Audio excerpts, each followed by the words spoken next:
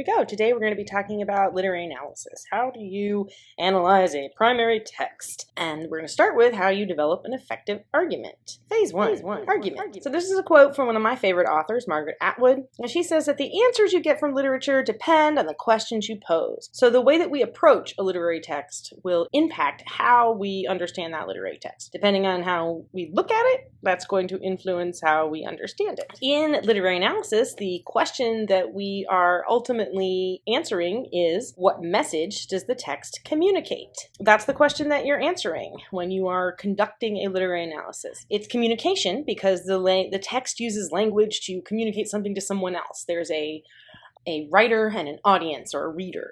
Even if that audience or reader is yourself, if it's like writing in a journal, there's always a negotiation between some kind of writer and some kind of reader. So it's a communication process. Notice I said the text. So it's not what the author wanted to communicate, it's what the text actually does communicate. The author may or may not achieve their intention. So while we can speculate about authors' intentions, what we have to work with in literary analysis is what the text actually does and says, the language of the text. In literary analysis, when we look at the text language, we engage in a process called close reading. And finally, it's a message. It's not just an idea because it makes a statement or a claim about the idea. A text makes a statement or claim. It doesn't do it explicitly or overtly, but it sends a message. Love, for example, is a topic.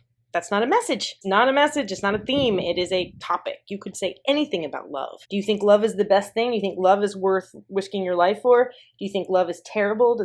Love bites and you shouldn't ever engage in it? So you have topic, love, versus claim or statement or message, love bites. So the answer to the question, what message does the text communicate, is what we call the argument, the thesis, or an interpretation.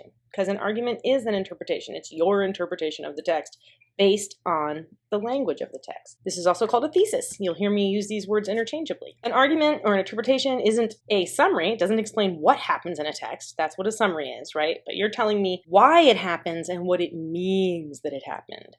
So not a summary, but an analysis. Why? What does it mean that those things that you pointed out happened?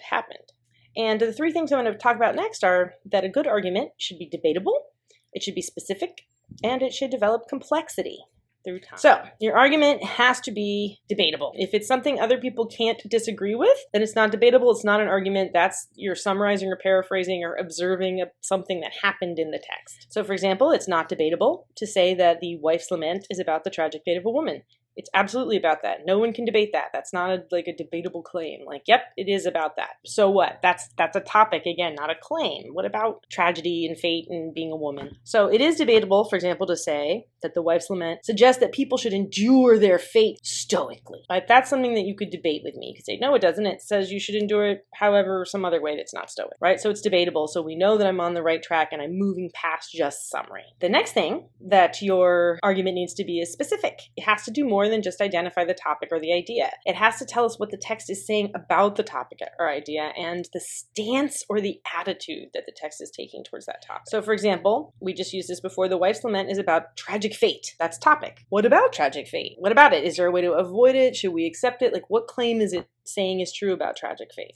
A more specific claim that would move beyond topic would be to say the wife's lament claims that love between tribes is doomed to failure.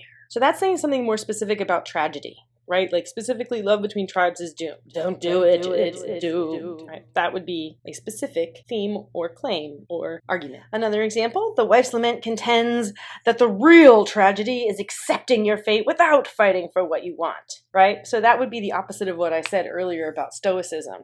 Right? That would be a different claim. Okay, so if we're going to talk about tragedy or fate, instead of just saying it's about fate, I'm saying it makes this claim. It contends that the real tragedy is accepting fate without fighting. That's a claim. That's a statement about fate. It's specific. It's not just yeah, it's about fate. That's so vague, right? What about fate? Well, you have to fight for what you want, regardless of fate. Or yes, fate will doom you if you fall in love with someone from another tribe. All right, the final criterion is complexity.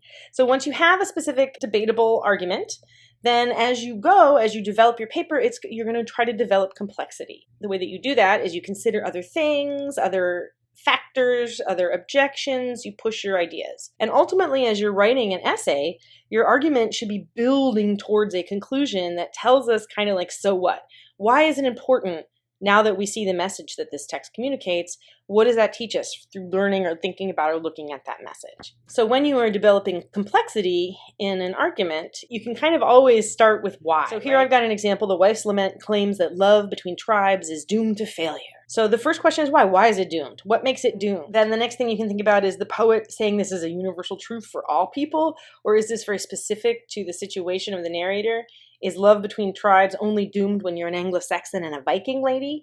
Or is the poet making sort of a more general claim about love not being something anybody should engage in? Are there limiting factors? Like, would it be different if they were from the same tribe? Would it be different if it was two Anglo-Saxon tribes instead of a Viking tribe and an Anglo-Saxon? And then you can always think about, how does this relate to your life? To what extent do you feel connected to these ideas? What do they remind you of? What do they generate for you? In what ways do they resonate with this culture, the world that we live in? That's always a nice way to kind of bring it back around and tell us the so what of things is, why does this matter to you? So that's some things that I have to say about argument. You're going to get tested in just a little second on argument yourself, and then you're going to work on how do you support that argument. Once you've developed an argument, how do you support it? And that'll be through close reading.